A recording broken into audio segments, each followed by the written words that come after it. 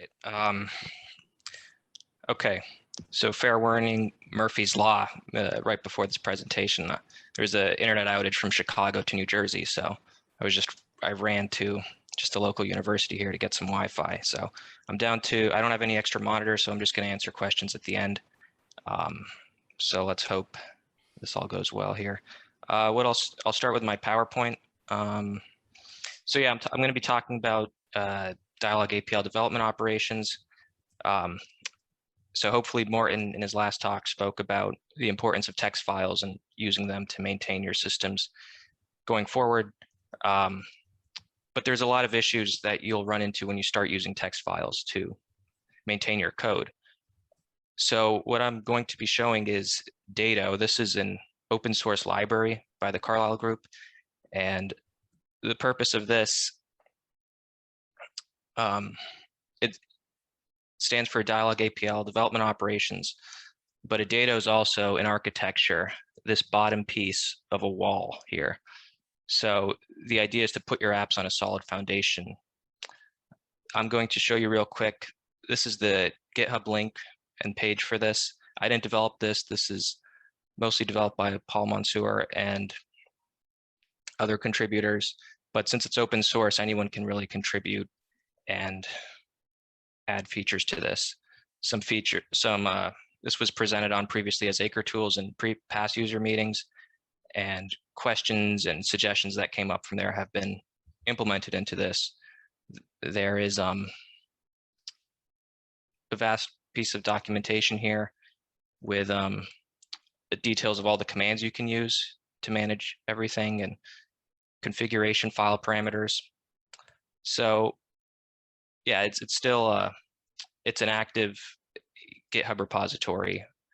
One thing that most people have been using this under Windows environments because there was really no demand for other people to use this on Linux or Mac, but it would be trivial to make this cross-platform. There's just a few .NET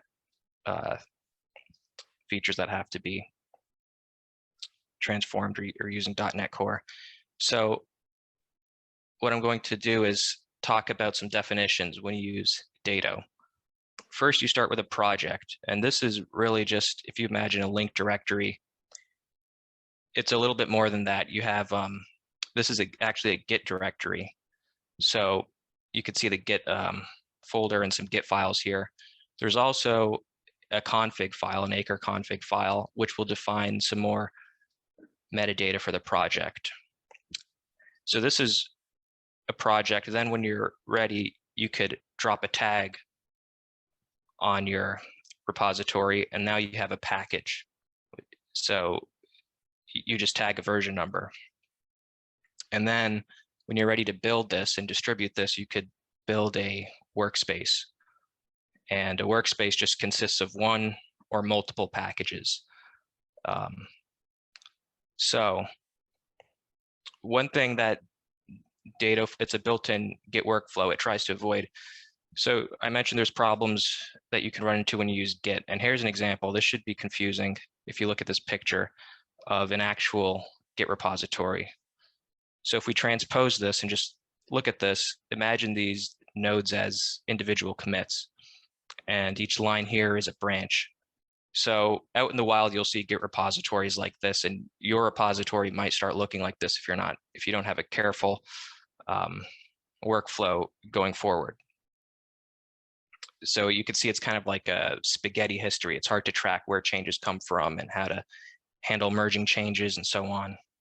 So what Dataflow, which is a derivative of OneFlow, tries to do is present this linear history when you work with Git projects. So there's really one eternal branch here, which is the master or main branch. And each node here is a commit that you do. So when you want to create a new feature, what you do is that's done on a separate branch. And this feature branch is just a temporary branch. So you put a commit there. People can continue to commit to master or the main branch, and you can continue on in your feature branch. And when you're ready, the idea here is that you squash all your commits, you keep the latest, and then using a rebasing technique, you merge your changes right on top of master. So you maintain this linear history as you go forward with Git. And that's just some details of how it works in the backend, but as an APL user, you really don't need to worry about all these Git strategies. There's thin Git cover functions that will take care of this for you. So this isn't a workflow for everyone. If you find yourself that you need to maintain parallel versions of a software, say versions 2 and versions 3, and you're updating both of them at the same time, and then this workflow is not going to work well for you. And if you have to constantly patch old versions, this isn't a workflow for you. It accommodates hot fixes and patches to old versions, but they should really be exceptional cases. And if you're doing that constantly, you're going to run into problems with this workflow. And what I'm going to do now is just do a demo here. So I'm going to open APL. I have a clear session here. Let me hide this and bump this up. So what I'm going to do is just open a binary workspace here.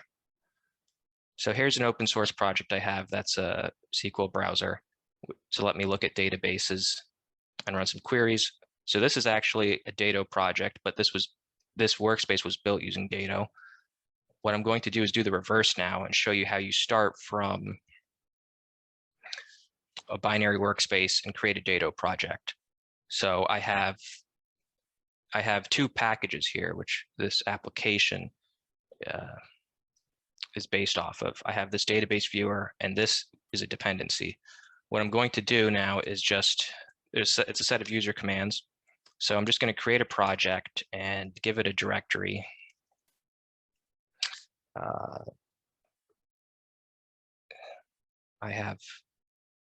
What I have is a Git repository called SQL Browser D21, and it's empty. So Dyalog 21, and I'm going to say the source of this is this repository.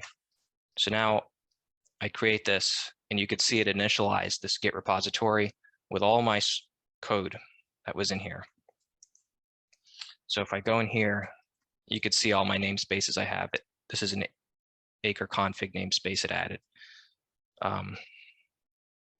So we could take a look at this folder, and as you could see, oh no, this isn't the right one. That's this one.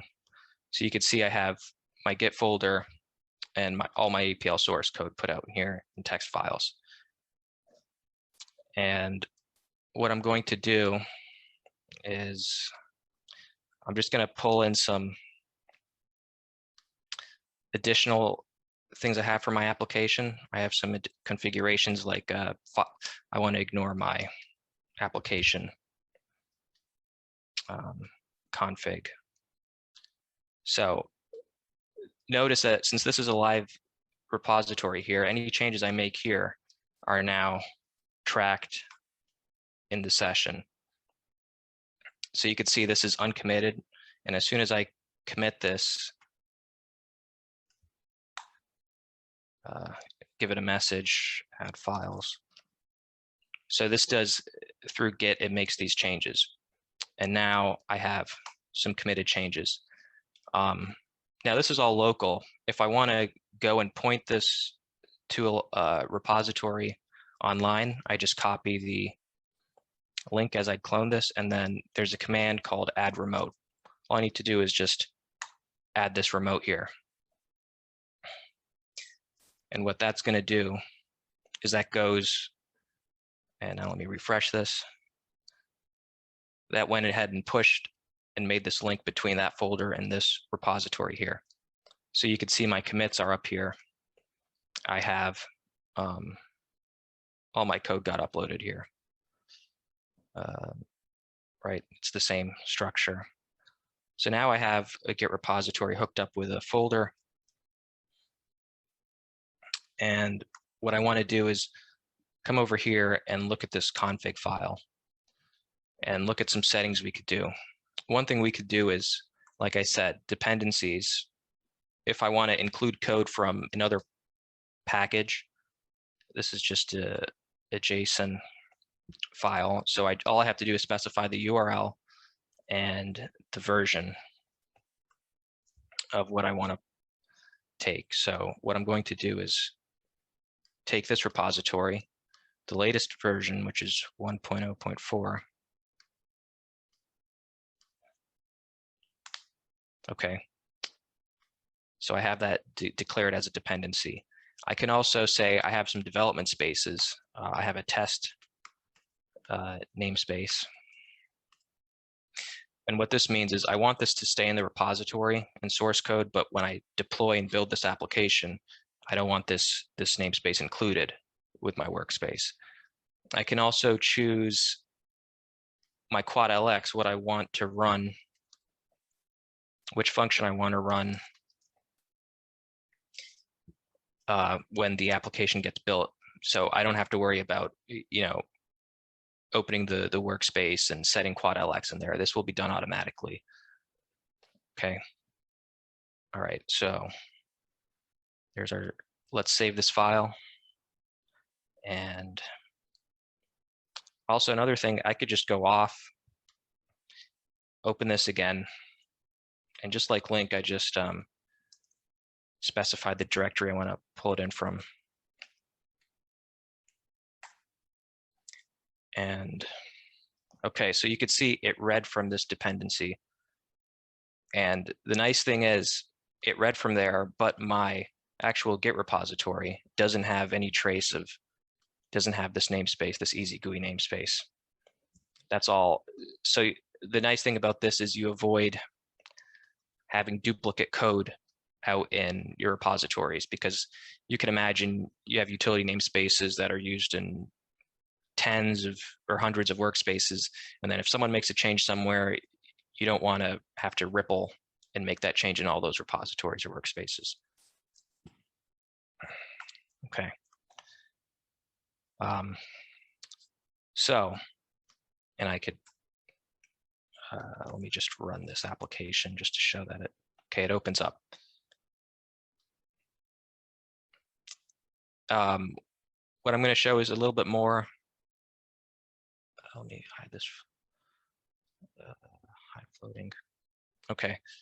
So I've gone ahead and created 2 issues in here. Say I want to add more stuff to this. I'm going to talk a bit about how you really deal and build an application that uses dependencies. So say I want to add an Excel import and I want to add some plotting features.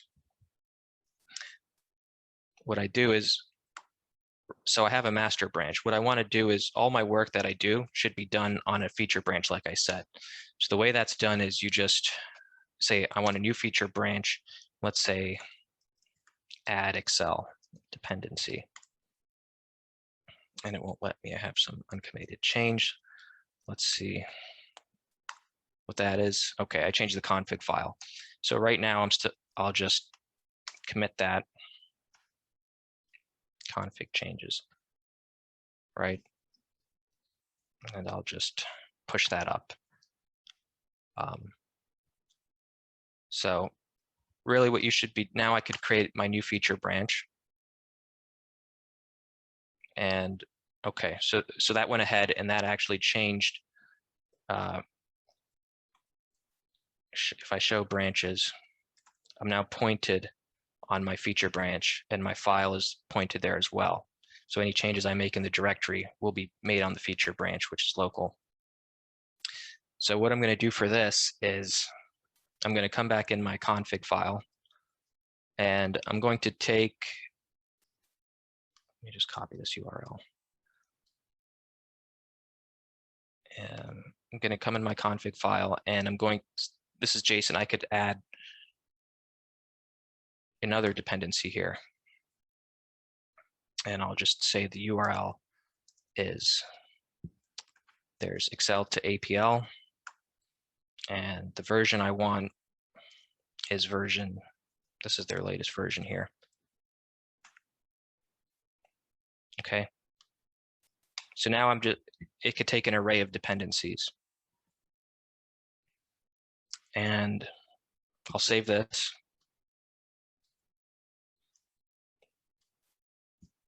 And let's look at changes. You can see I have this. So when I'm ready, I could just commit my changes, and when you're on a feature branch, you could commit as many times as you want, because like I showed, all your commits will be squashed when you're ready to merge it back to master. So what I'm going to do is come off and load this back in. And remember, you don't have to do a write paren save or anything. As soon as you make a change to the directory or in the workspace, that gets tracked. So let's open this project again.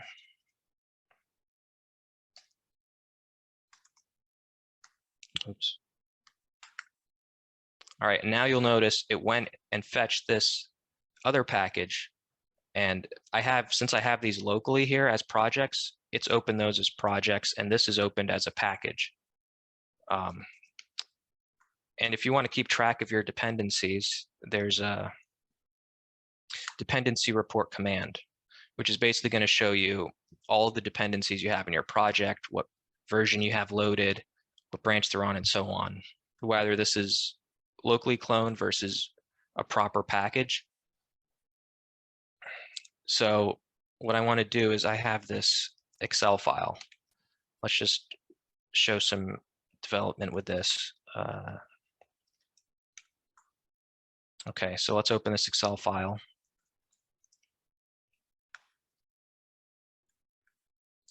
And okay, I'm in here. Suppose I wanted to import this into my database. Now I have my Excel dependency. What I could do is, now let's test this. Excel to APL, I have a function here to get the entire workspace.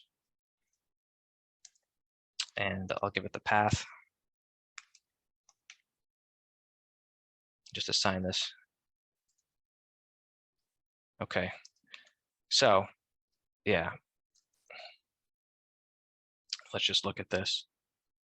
So yeah, I got this data in here as an inverted table. And really all I had to do was just specify where this dependency was loaded from. And now it's in my project and ready to be used in my application. Just for fun, what we could do is let's upload this table. Let me connect, oops, let me close this now. And let me just run my database application. I have a sample table here. Let's see how many records are in here. There's 0 records here. So I'll come back here. Let's upload this. So I'm going to take this inverted table and put that into a relational database in matrix form, which should be illegal because we just lost all that performance. Let's run this again. You could see it went ahead and we were able to pull from Excel and upload this into our application. We have 344 records now. All right, so we're happy with that Excel feature. Let's look at where we are, show changes. All right, we're all committed and good. Say we wanted to run our tests. Our tests pass. Now let's go ahead and merge this into merge this feature branch, okay? So that's all we have to do. And it'll take the feature name as the default message. So that went ahead, our feature branch that was local is deleted. And now if we come back here and just do a refresh on our project, you can see we have this commit pushed up. We have this Excel dependency added. There was one more issue. Let's look at what branches we have now. We only have that one branch. So say we wanted to add something else. Let's make a new feature branch for plotting. Okay. And we could look at some other features of adding dependencies. So, okay, we're over here. Let's go back here. And in this config, acre config, let's add another dependency. Just copy this. Copy this one. Don't have my mouse. All right, And I have another plotting library here, which uses some JavaScript graphs. And I'll take version 2. And also what I could do is there's some other things I could specify. I don't want to refer to this as the pound.apl to Vega. So I could specify an alias. I could say in my project, I just want to call this plot. And also I can say, I want this alias to be injected with value of 2, which means this is a method for getting past relative or absolute references. Basically, in this parent project, I'm going to have a reference to this plotting namespace, this plotting API in every subspace of my database project. Okay, so let me save this and show changes. Let's commit these changes. Okay, let me reopen this and see if it correctly loads this. And open project, cgit. All right, so now you could see I've loaded this package as well, this project actually. So let's look at our dependency report.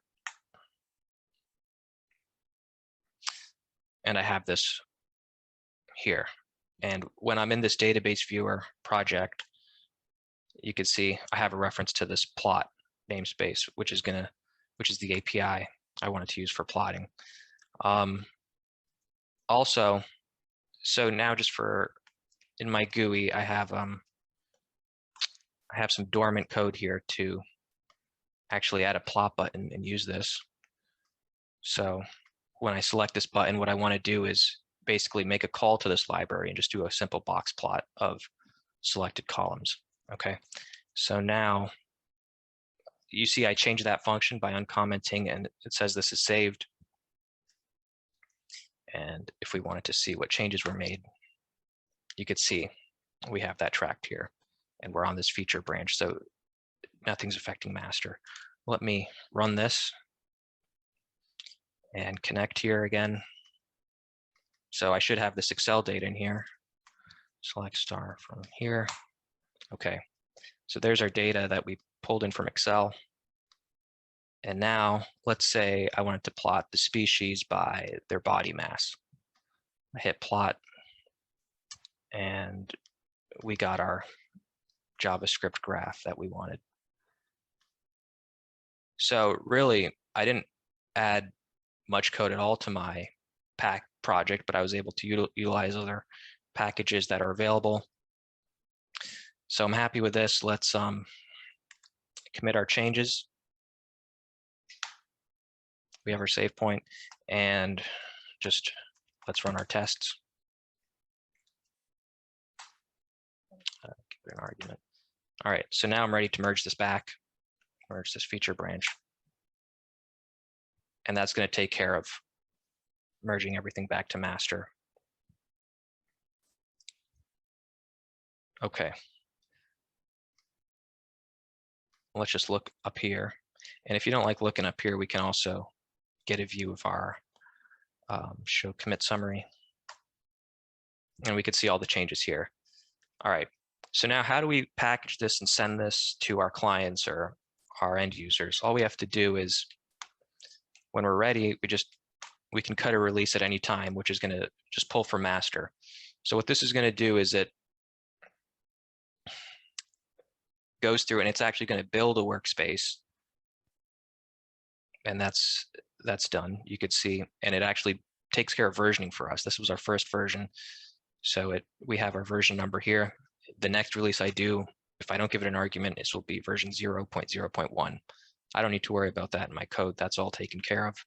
And I come over here, and you see I have a proper release here. And all my release notes too of all the changes I made are tracked for me. So that takes care of documentation and versioning.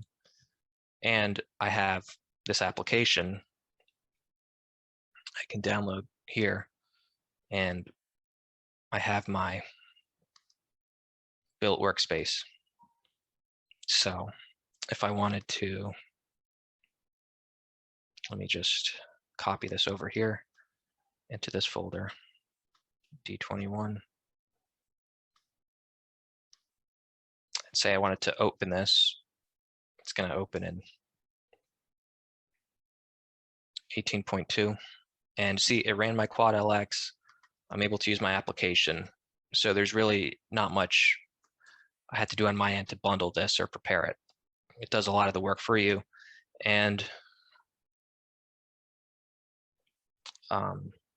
yeah, so I showed a lot of changes, right, dealing with these user commands, but when you're really developing, you're rarely using these commands. You might do them a couple times to just see where you are, but really you're going to be doing your APL development, you know, creating a function,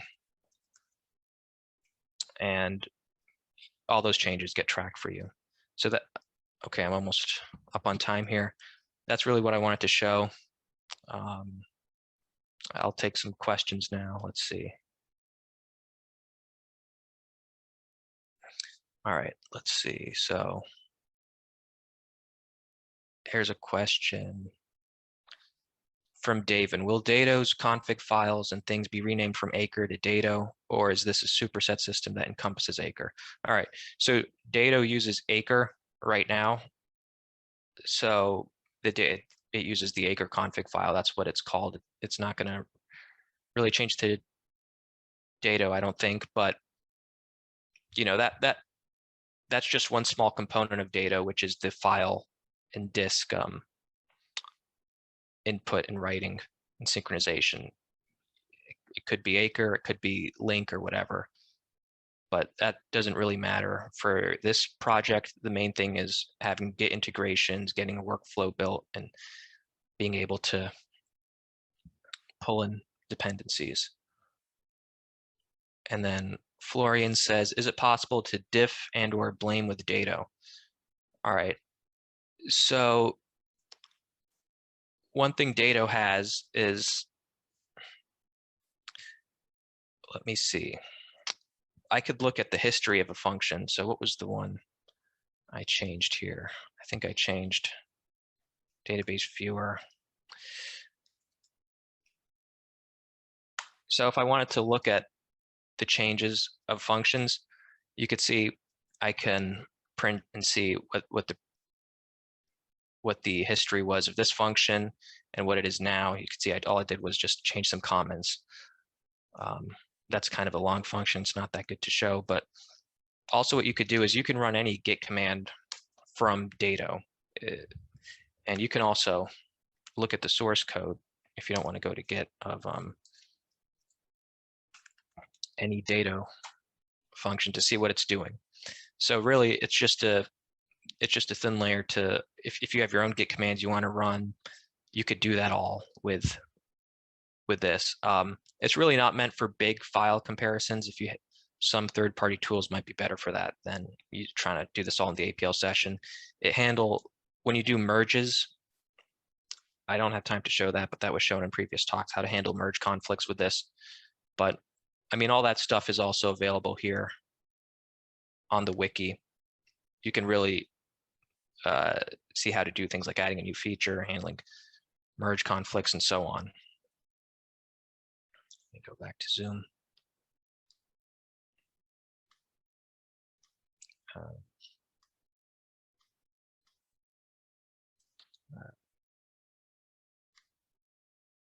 All right, I don't think I see any more questions.